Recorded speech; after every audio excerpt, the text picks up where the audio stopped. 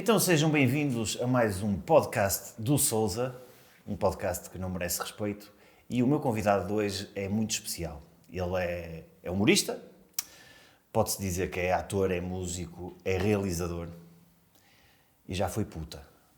E é disso que vamos falar hoje. Calma. Calma. Bem-vindo. Bem-vindo, camarada. À vossa. Puta, não foste? Então o tio já foi puta, né? Puta, não foste? Não fomos todos. Um bocadinho. Opa, Aqui e ali. Aqui e ali. Não fomos todos Maria Madalena. Mundo do espetáculo. Um bocadinho. Todos, uma pessoa tem que se virar, não é? Yeah. Uma pessoa tem que, de vez em quando, temos que dar aquele... Não é? É importante mas é incorporar. Exatamente. Sem o vergonha. importante é chegar aos objetivos, é atingir os objetivos a que nos propomos. Sem dúvida. O caminho não interessa. Porque não? Pronto, Agora sou estamos puta. diante aqui de um pragmático. Pronto, sou puta. A partir de agora sou puta. É um ponto de vista, né? Sim, é um ponto de vista. Mas nada contra as putas. Nada contra... Muito pelo contrário. E nas putas, ou seja, puta não tem género. Ou seja, puta pode ser um homem ou uma mulher, ou um binário, ou um não binário, um pansexual, porque agora há muita catalogação sexual. Ou seja, Sim. a puta é transgénero, não é? Puta Puta é transgénero. Até às vezes um animal, o teu cão, quer aquele biscoito, metes ali, Queres muito esse biscoito? Está no petedo. Quão queres esse biscoito? Senta. Sentas. Rebola. Rebola. Está tudo no Exatamente, petedo. exatamente. Eu, no fundo, com a tua permissão, né, e o teu público, eu diria que é o petedo que faz girar o mundo. Pá, eu putedo, não sei se é o putedo, mas eu acho que a mulherada faz girar o mundo. Não estou a falar de mulheres nem homens, estou aqui a falar de transgénero. Estou a falar no petedo como a transação comercial. Ok. Não é? O petedo envolve um serviço, não é? Sim. Faz um serviço que, ou seja, no caso do sexo, mas pode ser outro caso qualquer, Sim. te causa algum sacrifício, até pode causar nojo, etc. Não é? Que a prostituição, a gente se for pensar aquilo como essência, é sempre fazeres algo que vai de encontro a algum do teu princípio. Sim. Mas há uma transação, é comércio. Pode não ir, depende dos teus princípios. Mas é comércio. Podes não ter, os Pronto, teus podes não ter princípios, princípio. Pode haver puta que gosta, não é? Sim. E quando eu digo puta, mais uma vez digo, não tem género, homem ou mulher, não é? Mas é comércio. É comércio. Sim. Comércio é paz. Comércio é paz. Yeah. Deixa-me Comércio pensar, é paz. Deixa-me pensar um bocadinho. Comércio é paz. É. Mas também pode ser guerra. Porque Mas muitas vezes o mundo capitalista é mas perigoso. isso é ganância, já não é comércio. Ou seja, não vamos confundir comércio com ganância. Mas o capitalismo está muito ali preso à ganância, digo eu. Porque se tu não fores ganancioso... Mas o comércio é anterior ao capitalismo. O comércio é quase o princípio da relação social entre o ser humano, é o comércio, é a troca, né? Sim. Troca é paz. Verdade. Tanto que às vezes quando os países chateiam, isto está a começar bem. Estavas a dizer que isto não tinha nível, mas está com um nível bacana. Não, isto tem muito nível. Não, é fixe. Eu só Às disse vezes que isto não nem- merece respeito. Nem com toda a gente se pode entrar nestes temas profundos. Né? Sim, Há pessoas sim. que são superficiais, que não é o nosso caso. Não, nós somos Portanto, pessoas... vamos lá, comércio é paz. Já viste quando dois países entram em choque, a primeira coisa que eles fazem é cortar relações comerciais? Verdade. É sempre o primeiro passo, acabou o comércio. Sim. Mas também o comércio, quando entra o capitalismo, aí é que já pode... ou seja, as chamadas guerras comerciais. No Muitas vezes as capitalismo tu guerras chamas tipo comerciais- a economia de mercado. Não é? Acho que é um bocadinho diferente. Eu acho que o capitalismo, por si só, é uma palavra que define... O mundo do capital, né? Onde o capital manda. sim, mas já vai um bocado mais ao exagero, uma coisa mais puxada, já que a malta Mas já tu quer... estás a falar de ganância. Mas eu acho Tu podes viver na economia de mercado e fazer comércio justo. Há muitas marcas, e comércio consciente até ecologicamente, etc. Há muitas marcas hoje em dia muito grandes que fazem isso. Fazem comércio justo. Sim. É possível isso. Mas, por exemplo, a cena do Jeff Bezos... O da Amazon. Sim. Disse bem o nome? Jeff Bezos? É, Jeff isso aí já é um tipo de Explora os trabalhadores. Pois, claro. Mas e já há notícias disso, que ele explora os trabalhadores. Pois, claro. para ganhar mais dinheiro e dinheiro que ele já nem precisa. Não é? Ele divorciou-se e a mulher dele é a mulher mais rica do mundo por causa das partidas. Mas há aqui um outro lado que temos que equilibrar, que é o seguinte. O Jeff Bezos, um exemplo. O gajo tem a Amazon, que hoje domina o comércio no mundo.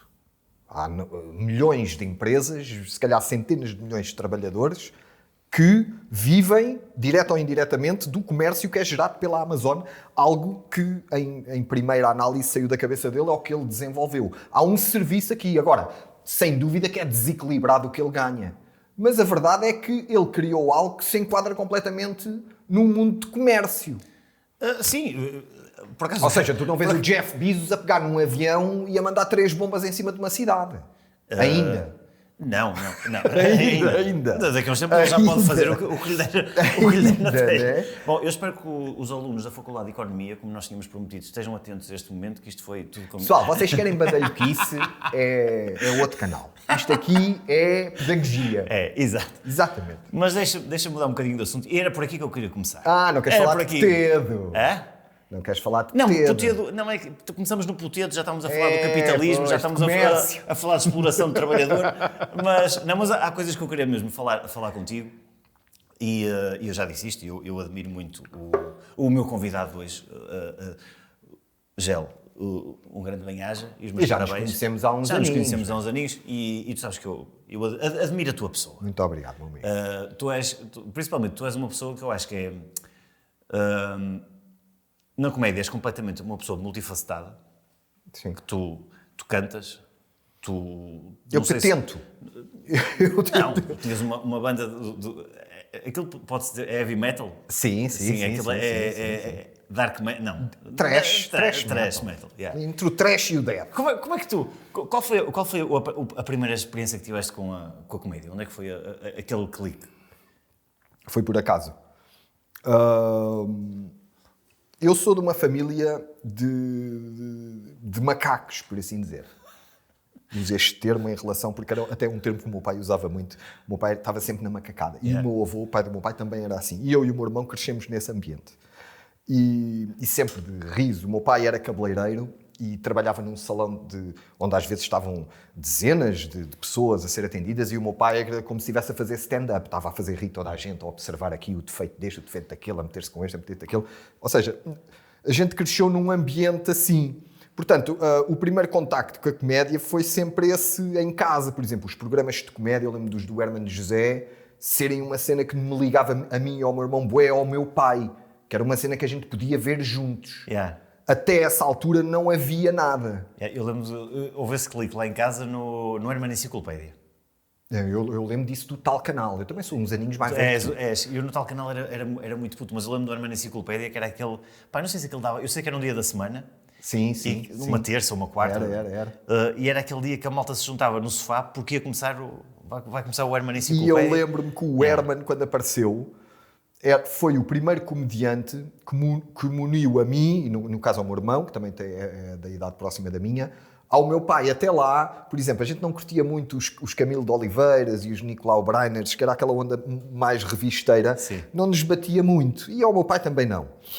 Eu lembro da gente ver Monty Python na RTP2, putos, e o meu pai achar graça e a gente rir-se, porque o meu pai estava a rir, mas a gente não percebia. Eu não percebia.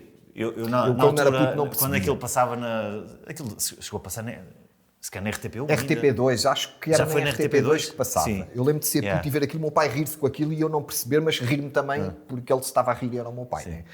E depois o Herman é que deu aquele clique, e desde aí, tipo, eu e o meu irmão sempre cultivámos bué isso. Cena de nos fazermos rir uns aos outros, apanharem uma maneira de falar de imitar este, ou seja, imitar os sketches que víamos na televisão.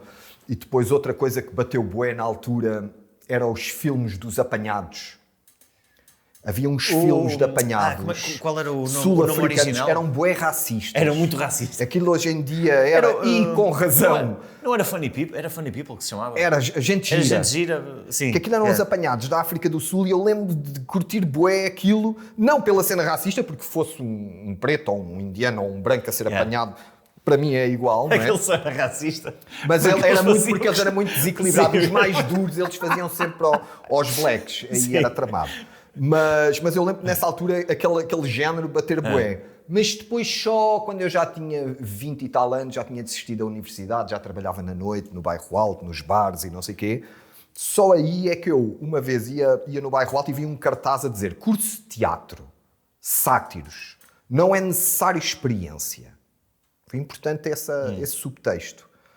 E eu, naquela altura, dos meus 20 anos, peguei naquilo e inscrevi-me e comecei esse curso de teatro, ainda fizemos... Pronto, e eu aí começou-me logo a veia da macacada a sobressair. Depois ainda fizemos umas atuações, 2 ou 3, isto aí estamos a falar aí de um espaço aí de 1 ano.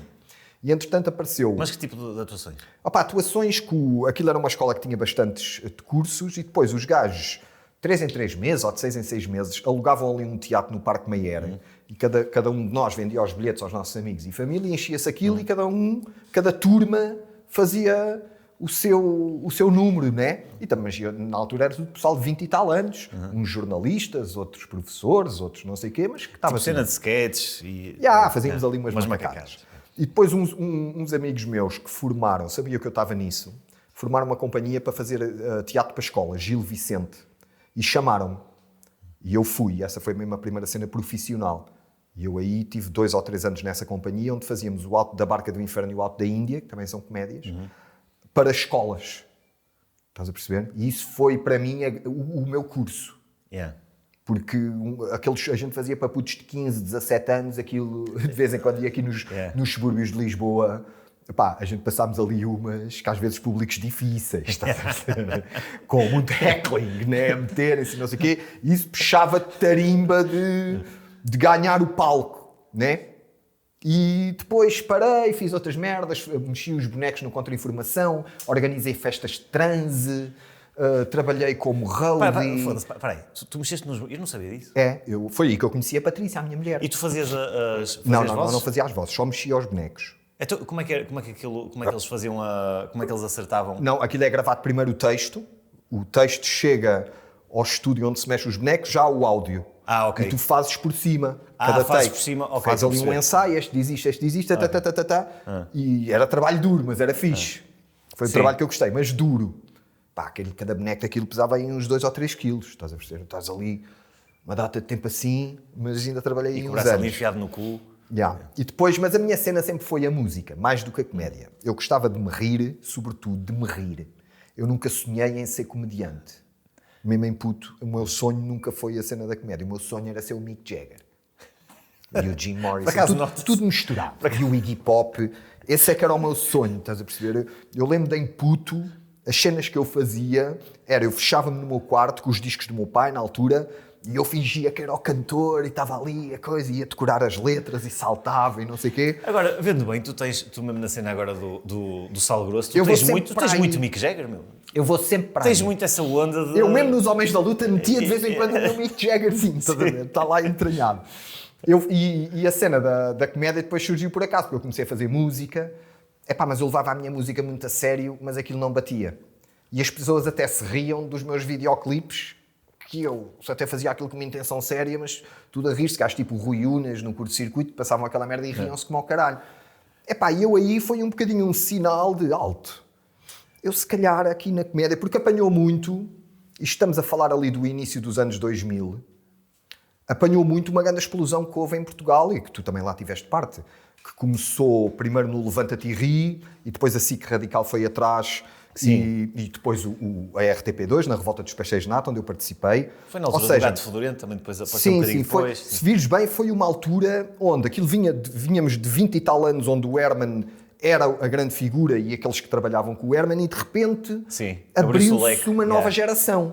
Verdade. E eu aproveitei isso, ou seja, naquela altura o binómio da música não me estar a correr bem e de repente estar aqui a aparecer uma cena da comédia, eu assim, alto, que se calhar há aqui algum espaço para mim na comédia. E então, tentei fazer o que mais ninguém estava a fazer, nem lhe passasse pela cabeça fazer.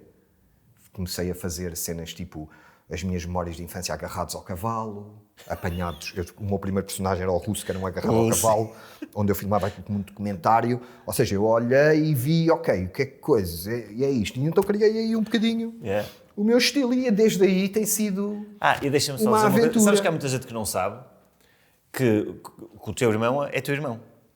Ainda hoje. Ou seja, o Falâncio As pessoas conhecem mais o Vasco, o personagem do Falâncio.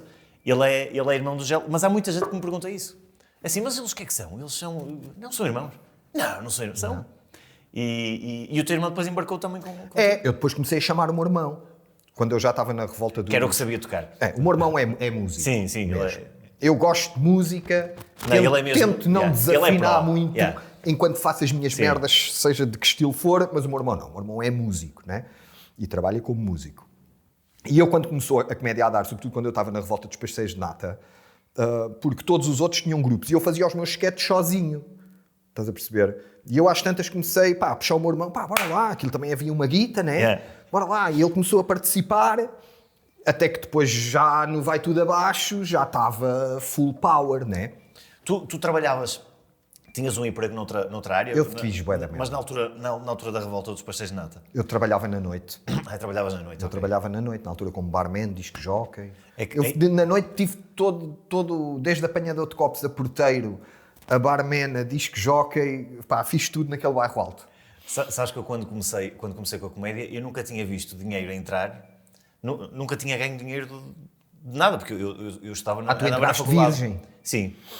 Virgem de comércio, estou eu a dizer, sim, né? Se calhar era virgem tu, já não me lembro bem. Sim, mas era virgem de comércio, sim. Okay. Eu estava a terminar a faculdade, eu acabei o curso em 2004 e comecei com a comédia em 2003. E houve uma vez a primeira vez que eu apareci na televisão foi no Levanta-te e Ri, em direto, na SIC. E o Levanta-te e Ri tinha impacto. E eu estava... foi dos dias em que estive mais nervoso em toda... Eu não devo mas ter tinhas dormido... o quê? Uns 18 ou 19 anos? Tinha 22. Ok. Mas repare, eu era era um puto que fazia umas coisinhas nos barzinhos de comédia e depois gravei um vídeo de stand-up, mandei para a produção, um vídeo de 10 minutos. Eles olha... Quer dizer que tu nunca trabalhaste noutra merda? Não. Eu nunca fiz... Eu não sei... Há pouco estávamos a falar de comércio e capitalismo, eu só sei isto. Para mim é difícil pôr-me no teu lugar. Porque eu quando comecei a fazer comédia eu já tinha aí uns 29 ou 30 anos. Já tinha tido bué de trabalhos. Eu desisti da universidade aos 18 anos. Eu entrei, aquilo era privado, eu também não me identificava com aquilo e sentia-me mal. Gestão de marketing. Foi o primeiro curso que eu entrei. Até um curso e eu, senti-me mal e os meus pais a pagarem. Eu assim, vou tomar a cagar para esta merda, vou desistir e vou trabalhar para a noite, que já conhecia pessoal lá. A minha mãe foi um grande desgosto. Mas eu acabei o curso só por causa da minha mãe também. E a partir daí também saí de casa, comecei a ter dinheiro a morar na minha casa e não sei o que mais. E depois, mais tarde, frequentei História da Arte aqui na Faculdade de Letras de Lisboa. Mas aí já trabalhava no Contra-Informação, tipo isto já aí no ano 98 ou 99. E aí nesse meio, fiz tudo, mano. Fiz bué cenas, fui motorista, fui roadie, fui bonequeiro, aluguei bares no verão para explorar, para vender copos, fiz festas transe, trabalhei na noite, bué... sei lá, tanta coisa. Antes de Levanta-te e Ri, eu tinha um grupinho de... Aliás, eu pertencia a vários grupinhos de comédia, mas um que eu trabalhava muito era eu, João Paulo Rodrigues, e o Henrique, que é um amigo meu que tu não conheces, que é lá de cima. E nós às vezes arranjávamos uns espetáculozinhos nos barzinhos, e eu lembro que havia um bar que nós íamos 15 a 15 dias em que ganhávamos 75 euros a dividir por 3. E eu pensava assim, estes gajos estão a ser enganados. Que eles pagam os copos, que eles pagavam os copos, que havia sítios que não pagavam os copos. Havia sítios que eu ia atuar, e no final eles diziam assim, bom, o teu cachê era este, mas tirando os copos que tu bebeste, dá ela por ela. Agora fizeste-me lembrar uma cena que eu li, mano. É engraçado. Eu li uma cena dos Ramones. Sabes quem são os Ramones? Os Ramones, sim. Os Ramones, durante bué de anos, eu li há pouco tempo uma cena sobre eles. Os Ramones, durante bué de anos, tinham bué de sucesso na América e na Europa e não sei o quê. Mas sentiam isso. Sempre que vinham fãs a dizer não sei o quê, curto bué vocês, os gajos tinham sempre a cena, olha, já enganámos mais um. Estás a ver? Ou seja, isso é um bocadinho... Mas enganavam... Ou seja, se calhar não davam valor àquilo que faziam. Ok, sim. Ou seja, como eram punk e mais maluqueira, não se levavam se calhar tão a sério, estás a perceber? Era parecido, porque a cena era... Eu adorava ir atuar... Olha, mas juro-te, há uma coisa que não mudou. E eu fui contente por isso. Que a cena é, eu na altura eu ia, mas ia para os espetáculos, o que é que eu queria? Era estar com a malta, dizer umas piadas, opá, sempre adorei fazer rir, provocar o riso, pá, sempre foi uma cena que eu gostei. Pá, eu adorava aquilo, estar com o pessoal, pá, e depois no fim... Havia um extrazinho. Hã? Ainda vinha um extrazinho. Ainda vinha um extrazinho e, pá, e as pessoas vinham dizer que gostavam e conhecias malta e vinham umas miúdas e não sei o quê. E eu pensei, pá, esta vida é perfeita, mesmo sem ganhar dinheiro. E depois, pá, pronto, eu vivia na casa dos meus pais. Mas tu deves ter feito péssimos negócios durante a tua vida com esse tipo de pensamento, ou não? Opa, era no início. Mas repara... Mesmo depois... Não, depois é assim, mudou um bocadinho quando eu me assumi como comediante profissional. Okay. Depois, pá, tinha que pagar as minhas contas, tinha que... E pensei, ok, já que eu estou a gastar tempo da minha vida a investir nisto, também, pá, espero que haja algum retorno. Eu maus negócios nunca fiz. Mas, pá, já dei muitas borlas, Eu fiz maus negócios.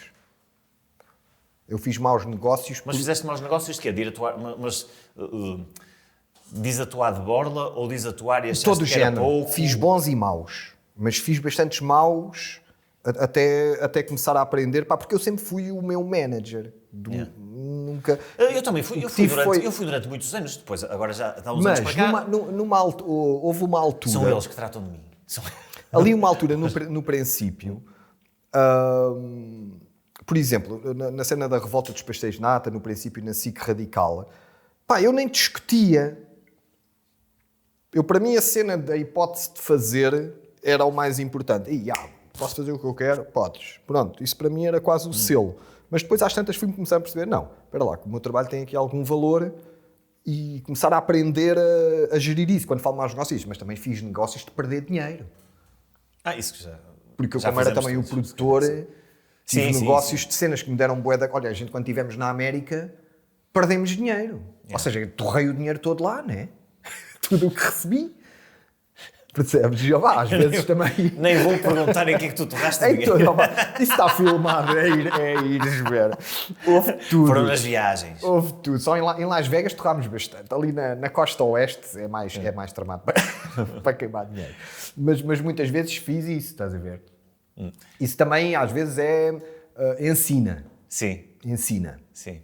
Pá, houve uma vez, eu e esse meu amigo, assim, Henrique, que fazia parte do grupo com o João Paulo, mas houve uma vez que fui só eu e o Henrique. E fomos a um bar, pá, foi lá no norte, não sei se foi em Amarante, mas foi ali naquela zona. E nós combinamos um cachê que foi uma coisa extraordinária. Nós tínhamos um cachê combinado de 150 euros a dividir por 2. Ok. Mas repara, estamos a falar isto há 17 anos atrás, num barzinho, e pá, isto 150 euros, 75 paus a cada um. E depois havia uma cena que é assim, e só temos que estar lá 2 horas a atuar. Atuamos 2 horas, que é um absurdo. Só temos que estar 2 horas. Pá, e no fim, o gajo deu-nos 300 paus.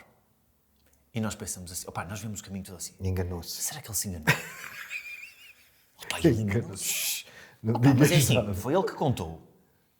Foi ele que nos deu o envelope. Não passou por mais ninguém, não foi o empregado, foi o dono que deu e disse, olha, gostei muito, tomem lá. O gajo, isto dá 150 paus a cada um. 150 euros. Então não, por era muita guita. E para um puto que andava na faculdade, que só gastava dinheiro em copos e nas festas, então não. Aquilo era uma maravilha. E fomos o caminho todo, 150 paus. Se nós conseguimos vir aqui de 15 em 15 dias, que era normalmente o negócio, era de 15 em 15 dias íamos lá, nós ganhamos 300 paus por mês só aqui. Então não, lá, isso era fixe. Então, eu lembro na altura no Bairro Alto, ali no mas o gajo depois ligou. Aí tinha-se enganado. Ele ligou no dia seguinte. Assim, mas isso era bom. Eu, como disco jockey, ganhava 50 euros numa noite. 50 euros numa noite era... Como disco jockey. Não era mau. Não era nada mau. Era um valor normal. Ficava 5 horas, né? Das 11 às 4 da manhã. Yeah. Mas se tu vais ver hoje, vais lá hoje, ganham menos. É verdade. Olha, por acaso é verdade. É verdade, mano. Se calhar há pessoal que não ganha 50 paus para estar a tocar uma noite inteira. O que é que tu passavas? Passava tudo. Desde soul, funk, house, afrobeat, rock, tudo, mano. Sempre tive um gosto muito eclético. Lembro-me agora outra situação em que também ganhei dinheiro que eu pensei assim, que maravilha. fui atuar opá, eu esqueço muito das terras, esqueço muito dos sítios onde vou, mas eu sei que era para os lados de Chaves, por ali. Eu ia atuar a um bar, não, ia atuar a um teatro, e o senhor da discoteca ligou-me e disse assim, olha, o senhor não quer vir cá fazer uma presença? Mas eu nem sequer era muito conhecido. Pá, sim, mas estamos a falar de que valores? Dos valores. Sim, amigo, olha, você venha cá, eu dou-lhe 50 paus, você bebe o que quiser, se quiser depois pode comer, depois no final do espetáculo, você só tem que estar aqui. E eu, que era exatamente o que eu ia fazer, se ele não me tivesse pago, eu ia para lá na mesma, ia pagar. E eu pensei, 50 paus, já enganei mais um, cara. 50 paus. Eu tinha na minha cabeça assim, epá, eu estou a ganhar muito dinheiro. E os meus amigos, que também eram todos uns tesos do caraças, pessoal da faculdade, pessoal de fora e que tinha que trabalhar para pagar a casa, que dividia quartos e não sei o quê, diziam, meu, foda-se, este gajo está rico. Pois. Este gajo ganha. Pois. Este gajo ganha, às vezes ganha 100 paus por semana. E eu, foda-se, que maravilha, pá. Mas eram bons tempos. Mas estava-te a dizer, mas há uma coisa que não muda. Um gajo quando é novo, eu pelo menos notei essa transformação em mim. Eu quando era novo, ligava menos ao dinheiro do que hoje. Eu acho que isso para mim foi uma evolução. Ou seja, não é de ligar demais, tenho mais cuidado com as cenas que faço. Porque eu fazia muita coisa. Como não tinha família, não tinha nada. Claro. Para mim era chapa ganha, chapa gasta. Isso é tudo, claro. Yeah. Eu era miúdo e eu queria ir para os copos e queria ir de férias e aquele dinheirinho dava para isso. Eu esses anos que trabalhei na noite e ganhava essa média, trabalhava aí 3, 4 noites por semana, a tirar 50 paus por semana. Também como havia trabalho, toda a gente estava a trabalhar, isso também interessa. Sim. Era a altura onde tipo, eu chegava depois, já não tinha nada, já tinha que ir trabalhar outro dia para ter dinheiro, mas andava sempre bem disposto, estás a perceber? E não tinha preocupação, como eu às vezes acho que há hoje em dia, de que está tudo muito, se calhar, obcecado pela cena, a vida, os projetos e não sei o quê, querer logo estar a fazer numa cena, a pensar no médio prazo, o empreendedor que mete-se no negócio. Yeah. E às vezes é fixe também viver sem esse tipo de pressão. Claro que sim, mas era isso. Mas é normal, com a idade, uma pessoa vai amadurecendo. É a cena ter cuidado a fazer e começas a ter preocupações das contas e de merdas e de família. É normal. Eu quando fomos para fazer o Vai Tudo Abaixo na América, eu, o meu irmão, o João e o Ricardo, que eram os que trabalhavam connosco, nós estivemos lá uns 4 meses e tal, 5 meses para aí na América, torrámos o dinheiro todo que a SIC Radical nos deu, em estadias e comes e bebes e tudo, né? Era algo que eu hoje não podia fazer, ou seja, poderia fazê-lo, mas com o tipo de orçamentos que era praticamente impossível.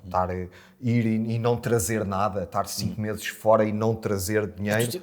Eu não tinha apanhado isso. Tu estiveste 5 meses fora? A gente tivemos quase 5 meses fora e viemos, ou seja, o dinheiro da série que nos pagaram, a gente torrou todo, a gente chegámos sem nada. Tínhamos as cassetes da série. Vá lá que eles pagaram, mas pagaram antes? Pagaram metade antes e metade quando a gente cá chegou. Mas mesmo assim, não foi duro. Quando chegámos cá, precisávamos mesmo daquele dinheiro para pagar dívidas. 5 meses é muito, pá. E isso é fixe, um gajo poder ter alturas da vida onde decide fazer isso. Sim. Porque isso evita, por exemplo, as merdas que eu fiz quando tinha 20, 30 anos, de me estar a cagar para o dinheiro e outras coisas, vidas boémias, loucas, estás a perceber? Escuta, mas todas essas coisas que eu fiz é o que evita eu ter depressões hoje. Como homem de família, porque eu conheço muito pessoal da minha geração que tem famílias e tal e vivem todos ressabiados porque não fizeram uma data de cenas. Depois sentei o tempo a passar o tic-tac, o relógio interior biológico, tenho que curtir e não sei o quê. E depois entram em buracos por não terem sido novos. É fixe um gajo ser novo. Sim. Estás a perceber? Quando eu digo ser novo é tipo viver o dia. Estás-te só. a cagar. Mano, vives mas o sabes dia. que há outro lado da moeda que eu acho aí. Que é isto. Tu tiveste vida louca durante muitos anos, fizeste se calhar muitas merdas que 90% dos teus amigos se calhar não tiveram a oportunidade de fazer e viveste essas merdas todas. Viajar, pronto.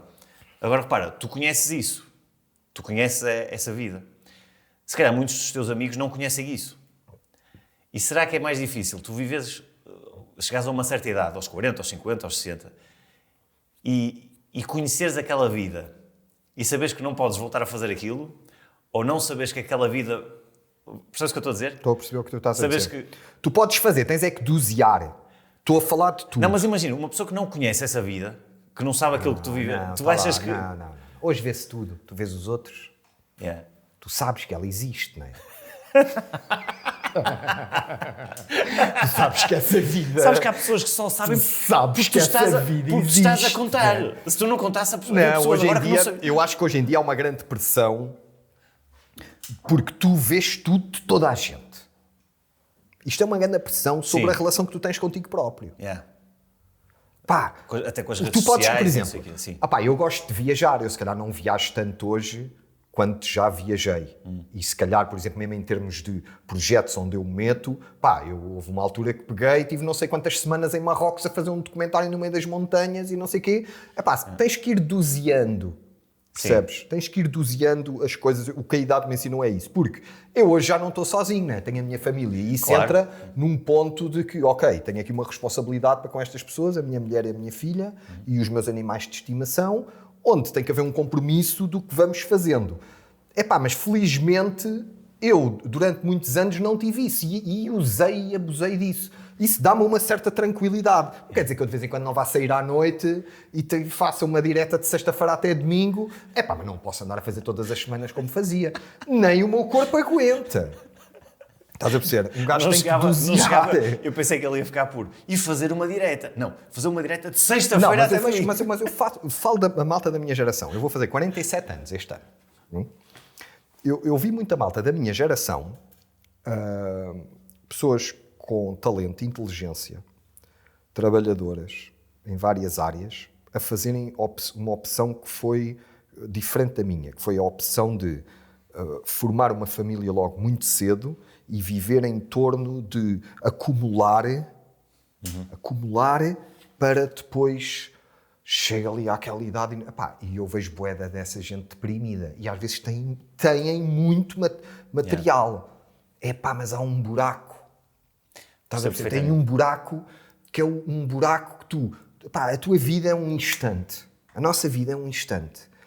E, como ciclo que é, tem uma altura para fazer as cenas. Por exemplo, o desabrochar sexual é ali na adolescência, durante os teus 20 anos já estás numa fase que estás muito sensível a todos esses estímulos sensuais e sensoriais e sexuais, muitas vezes, e nos 30 começas a ganhar outro tipo de maturidade, e aos 40 outra coisa, e pronto, e viram os 50 para mim, espero eu, e os 60 e não sei o quê. E eu acho que as coisas têm idade, estás a perceber? Têm idade, porque tu se não fazes quando és novo, tu quando és velho depois vais andar atrás do prejuízo, mas já... Sim. É que tu estás a dizer, aquela malta que começa muito nova naquela de acumular para desfrutar depois. Mas há coisas que tu não podes fazer depois. Tu começas a juntar. Depois quando for velho... Mas essa é a pressão do mundo. Tinhas de fazer antes. Mas essa é a pressão do mundo. A pressão do mundo hoje em dia é um bocado essa. Sim, tem que ir da cabeça, mas tem que ir da cabeça de cada um. Tem que ir... Sem dúvida, não quer dizer que seja toda a gente, mas há muito isso, sabes? Por exemplo, uma coisa que eu acho, hoje em dia, com a cena de Bolonha, não sei o quê... De Bolonha, dos cursos. Sim, os putos entram para o ensino superior e acabam o curso, a maior parte dos cursos, se calhar em 3 anos. Na minha altura eram 5. A licenciatura. E a licenciatura. E depois ainda havia os mestrados, os doutoramentos, não sei o quê. Mas eu acho que 3 anos é muito curto. E ainda por cima agora... A minha cunhada entrou na faculdade há 2 anos. O primeiro ano foi para a queima, o segundo ano não houve queima das fitas por causa do Covid. Este ano não há queima das fitas por causa do Covid. Para o ano acabou. Para o ano não, acaba este ano o curso. Ou seja, é demasiado curto. Eu andei 6 anos na faculdade. E eu curti, foi assim, foram dos melhores anos não foram os melhores, felizmente. Consegui ter depois disso... Mas tu tiraste curso de quê? Desporto e Educação Física. Pronto. Tem tudo a ver.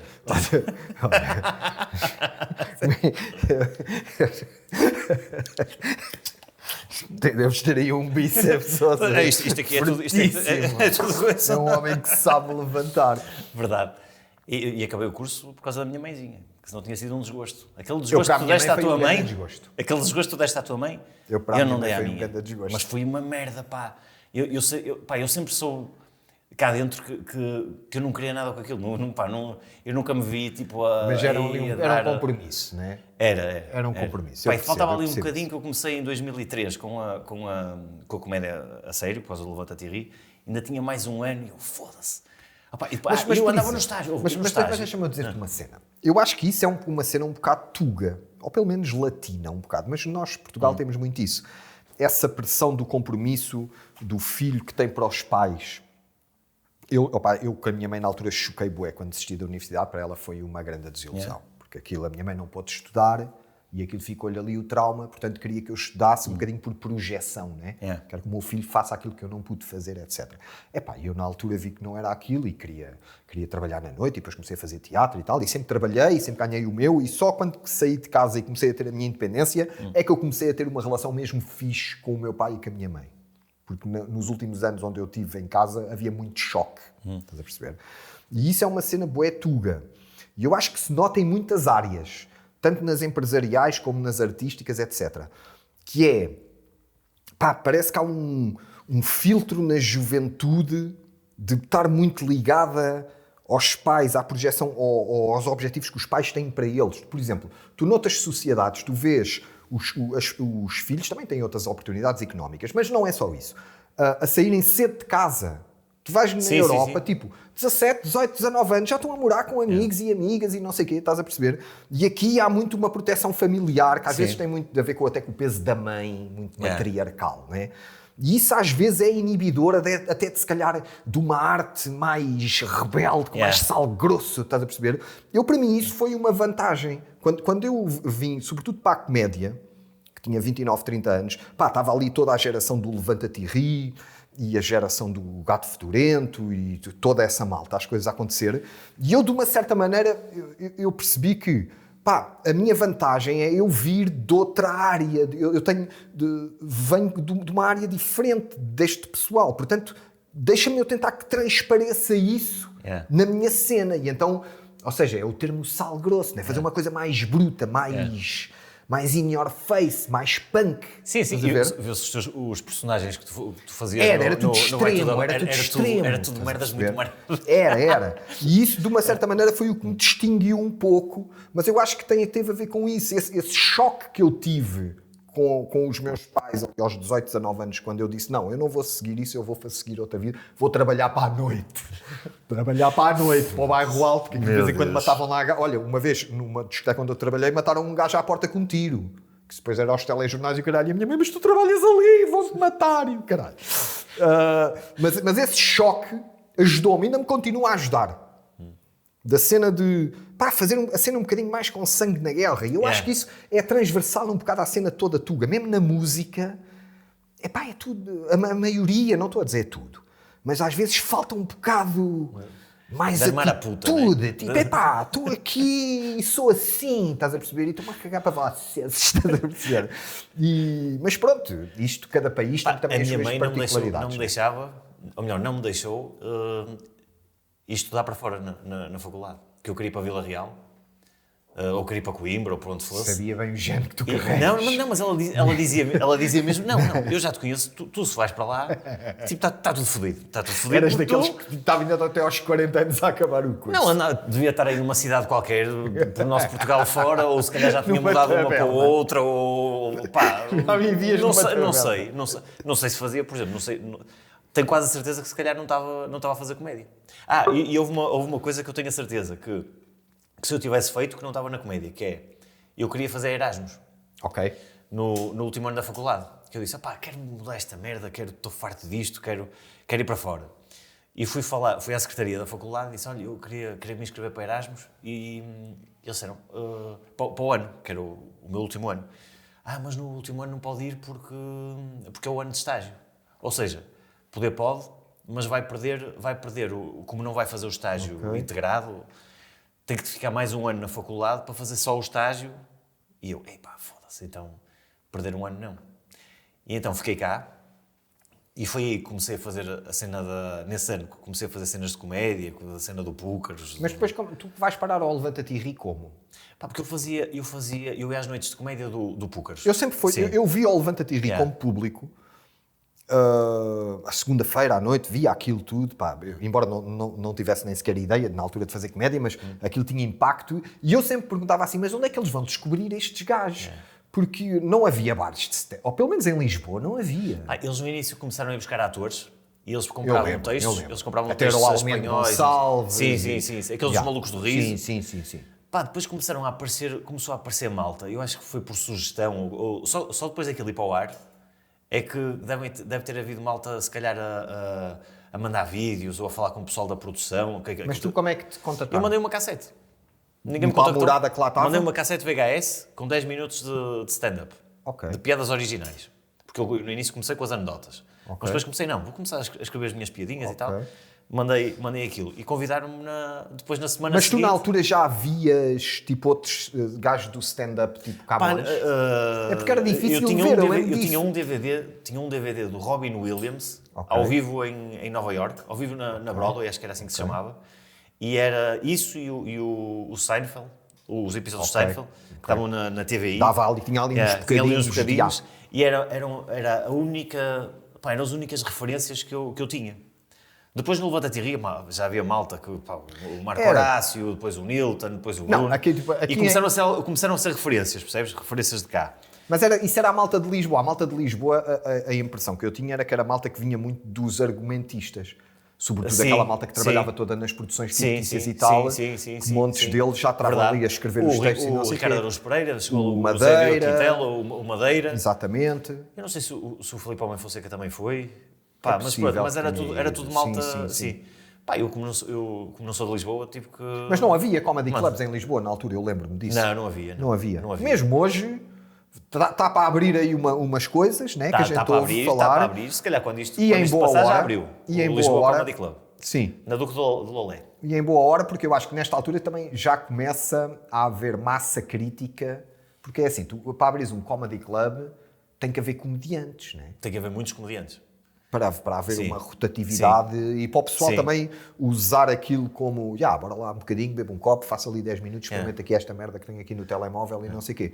Até há pouco tempo que, não sei se... vamos ver. Eu espero que haja, já acredito que já começa a haver. Eu acho que sim, eu acho que isso estás a dizer também de comediantes mais conhecidos quererem experimentar piadas e não sei o quê. Isso eu vou usar e abusar daquilo sempre que posso. Não. Acho que aquilo pode ser um bom ponto até de encontro da malta e pode ser uma referência de espaços. Mas eu acho que Mas nisso o Porto sempre esteve um bocado mais à frente de Lisboa. O Porto tinha mais gente a tentar arranjar spots para haver comédia, porque lá em cima, na verdade, houve um comedy club lá em cima, em Leça da Palmeira, sabia? Já há muitos anos, que era o LAF Comedy Club. Ok, eu lembro de ouvir falar disso. Sim, já há muitos anos. E aquilo era só comédia, mas depois, entretanto, fechou. Mas lá em cima há muita gente a procurar spots para se marcar. Mas sabes noites de comédia. Eu do que às vezes ando na estrada, no stand-up, porque eu já notei, sabes qual é a grande diferença entre o Porto e Lisboa? É que Lisboa suga mais os arredores do que o Porto. Percebes? Tu no Porto consegues ter, à volta do Porto e Porto, Famalicão, Guimarães, Braga. Mesmo ali até mais perto, Felgueiros, Santo Tirso, Penafiel. Ou seja, ali à volta do Porto consegues ter mais coisas e às vezes em Lisboa suga tudo para o centro e às vezes não há nada em Almada, não há nada em Odivelas, não há nada na Amadora e que são cidades grandes também, estás a perceber? Sim. Lisboa nisso é tudo muito mais virado para o centro, mesmo em termos de noite, de cenas à noite. Sim, sem tens dúvida. Pouca coisa, umas coisas na margem sul, sim, na periferia uma outra coisita na Amadora assim mais underground. E o pessoal da margem sul vem sair para Lisboa, mas ninguém de Lisboa vai sair para a margem sul. Pelo menos no verão são capazes de ir lá um bocadinho, mas sim, não faz isso, estás a perceber? Nisso o Porto é mais móvel, ou seja, tem mais vida à volta. Sim, o pessoal, como também tem ali umas cidades que são grandes, e eu acho que essas cidades, por exemplo, vais atuar a Guimarães, que fica 40 km, 50 km do Porto. Mas Guimarães tem a vida própria, a vida noturna, a vida cultural. Pronto, então acho que há mais. É como estás a dizer, Lisboa o pessoal faz isto. Ali há a vários, vida cultural, estou a falar pontos, sobretudo da vida cultural, não é? Sim. Ou seja, música, comédia, teatro, não sei o quê, tipo Lisboa acaba por sugar tudo de todo o lado, não é? Há uma outra coisa, mas depois, muitas vezes, são cenas até...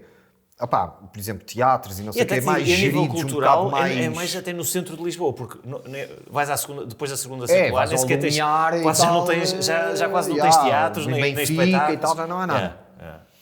Pronto, então olha, quero-te agradecer, Gel. É isto? Isto é assim. Ainda dava-me só a começar. Não queres ir dar mais cervejas? Pois, isto por acaso vou ter que fazer aqui um refill. Uma agarrada ao guito. Gel, muito obrigado, pá. Não sei se queres dizer à malta, Instagrams... Pessoal, procurem o tio Gel, ele anda aí a espalhar sal grosso, mandar aí umas musiquinhas animadas e à espera que se possa novamente voltar a fazer espetáculos. É o que nós queremos todos, né? Estarem junto à malta, seja num teatro, seja ao ar livre, seja numa discoteca, seja numa praia, seja onde for, num festival da vida... É o que nós queremos todos, é voltar a estar juntos com o pessoal. E acabando como comecei, seja nas putas. Seja em todo lado. Pessoal, subscrevam o canal, sigam o Instagram e essas coisas todas, que vocês já sabem que eu não vou estar para aqui a repetir. Mais uma vez, muito obrigado, tio Gel. E já sabem, para a semana há mais um episódio do Podcast de Sousa.